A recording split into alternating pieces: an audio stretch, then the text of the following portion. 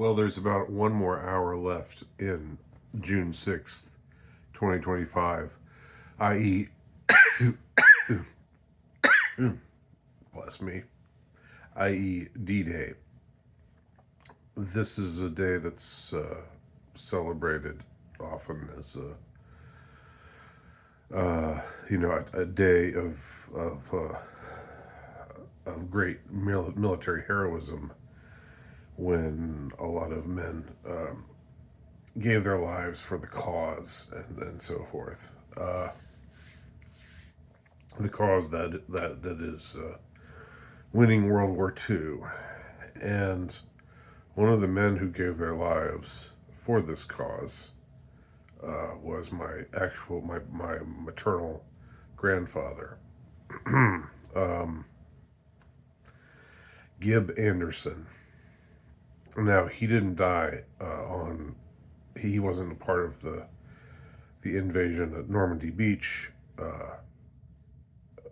He did end up giving his life at a battle that was, from what I understand, almost as brutal, near almost the very end of the war in Europe, the Battle of Hurtgen Forest. You can look it up, and everything that I've heard about it, everything that I've read about it, it was just an absolute slaughterhouse for those on both sides. It was just like you know close range fighting and massive casualty figures. Uh, so I always grew up revering my grandfather, whom of course I never met, and whom my mother almost never met. He died when my mother was just 3. She barely remembered him. She's since passed on as well in recent years. But uh, you know, my story about my grandfather is not all that unusual. There's lots of other people around my age who have grandfathers who also gave their lives in that war for that particular cause. And what I moved to think about on this date, and I've rarely broached this topic before, if at all.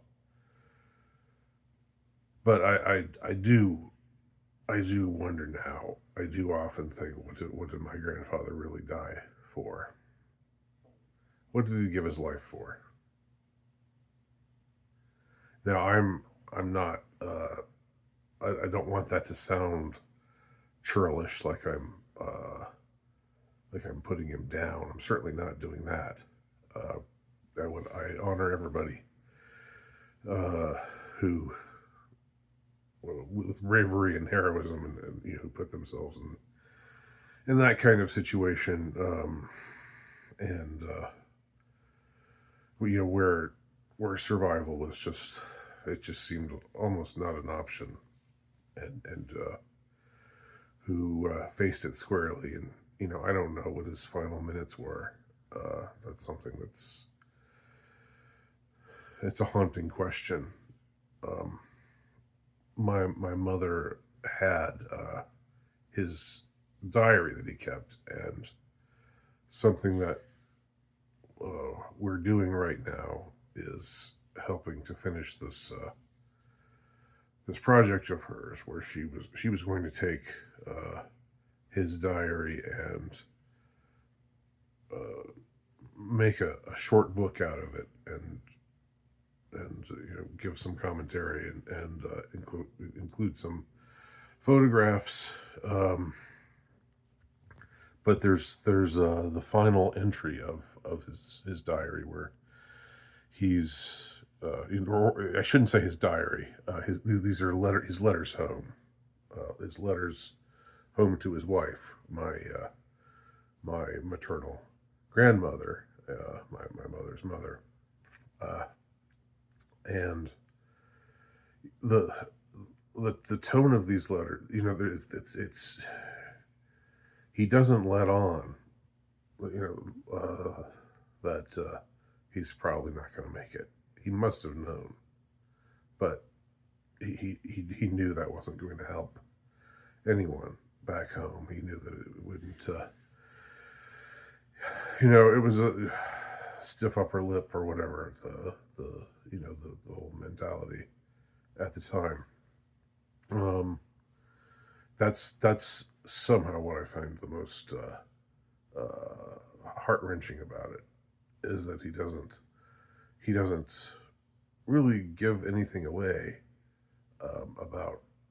about his situation. He doesn't, and he must have seen things. He must have seen other guys get killed in various terrible ways. He must have been haunted by the sights that he saw because there's just you're not shielded from that kind of stuff. And then whoever it was, whoever the general was, who just decided, oh, let's just send a bunch of our men into this slaughterhouse that is the Battle of Hurtgen Forest, and it's whatever 80% casualty rate, or I mean something just ridiculous. Where what 7 or 8 out of 10 men sent to battle, don't come back or come back in a box.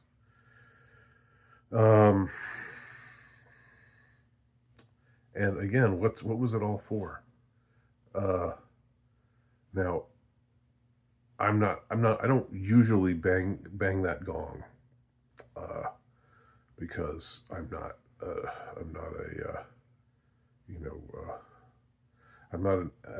even though it's become a kind of trendy thing in right wing circles to say, we fought the wrong enemy, as General Patton supposedly said, and to sort of try to rehabilitate the National Socialists. I'm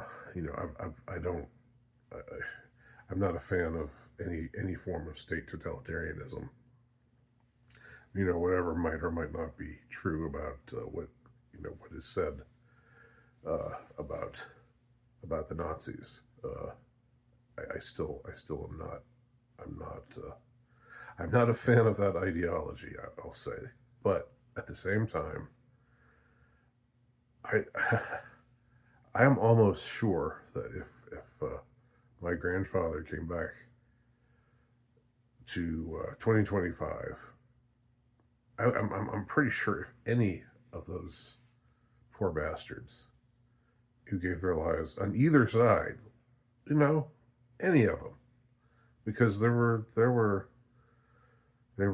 good people who died on both sides of that conflict. To echo what Trump said about Charlottesville, it was true about World War II.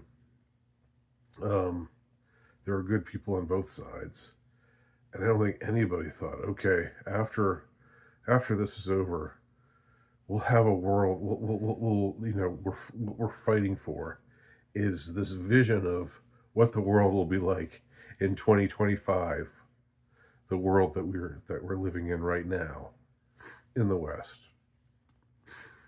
I mean, that's the tragedy. That's part of the tragedy. That's part of you. It really hits you to think. You think, what a waste. What a waste. What do they really die for? What did my grandfather really die for? What did any of them really die for? To have the kind of Western world that we have today, ruled over by the kind of characters who rule over it today, ruled over by the kind of ideologies that rule over it today. Do you think they fought? Do you think anyone in that war fought so that we could have countries where the native populations are being replaced? Um, um, no, where the rulers of those countries have absolutely no regard for uh, the citizens that they're supposed to be representing, and where we have just this just this increasing uh, prevalence of absolute absolute degenerate ideas and ideologies and notions. Um, forget forget for a minute about mass immigration. Just think of how much more fundamentally decent the world was, the Western world was, how masculinity and femininity existed and weren't under constant attack, and we weren't being asked to celebrate things that are strange and unnatural and perverse um, and hostile to hostile to everything that's good and healthy and decent. You know, I mean, no poor bastard in that war uh, would have thought. I sure hope in 2025 that the United States of America and the other countries that were fighting to liberate from the Nazis in Europe or from Imperial Japan. Uh, well, let's just stick with Europe because that's the Europe and the West, because that's principally where I guess the area that I'm talking about is becomes relevant. Uh, you ask any of them, what uh, what do they think things are going to be like in 2025? You think any of them would say, "Well, I sure hope it's a world where sure it's a world that looks like," and then they go on to describe the world as it is? No, none of them did. None of them would have. Uh, America didn't even have to be in the war. You know, my grandfather didn't actually have to die. Lots of other people's grandfathers didn't have to die. But on the other hand, I don't know what would have been different. To look at it in a different way. How would things have gone differently, temporally speaking, if my my mother grew up in without not to a widowed mother, but to with a full family, with a mother and a father, not a father who perished in battle when she was 3. Uh, what would have gone differently from there? Um, would the life that my mother have led been different? Would she, because of the so-called butterfly effect, where you make one little change and there's tons of things that also change because of that little change. If there was a big change, like um like if the United States had never entered the war, what would have been different in not just politically. It's interesting to speculate politically what would have been, or socially or culturally what would have been different. But I would say I probably wouldn't be here. I probably wouldn't be here in front of you because my mother would have made different decisions. You know, there's nothing that would necessarily have kept my mother from eventually meeting my father and and them marrying, you know, in 1965 and having me in 1971. But that might not that isn't necessarily true. Uh, they uh, they probably wouldn't have met. Things probably would have been very different. So I probably wouldn't be here, and a lot of you probably wouldn't be here because, again, the set of circumstances that led to your parents meeting one another probably had something to do with indecisions that were made after uh, your grandfather's death in battle. Uh, so that's another one of those things to think about. You know, putting aside politics, putting aside the horrors of war. Um, Things happen the way they happen for a reason. You know, and it's hard to know what that reason is. It's almost there's some ways in which you just can't even speculate. You just have to uh, understand or accept that beyond your understanding, beyond your capacity for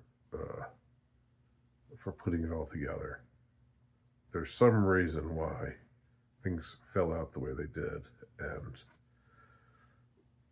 and this led eventually to you existing and you becoming the kind of person that you are in the world. And for me, I don't know, like uh, you know,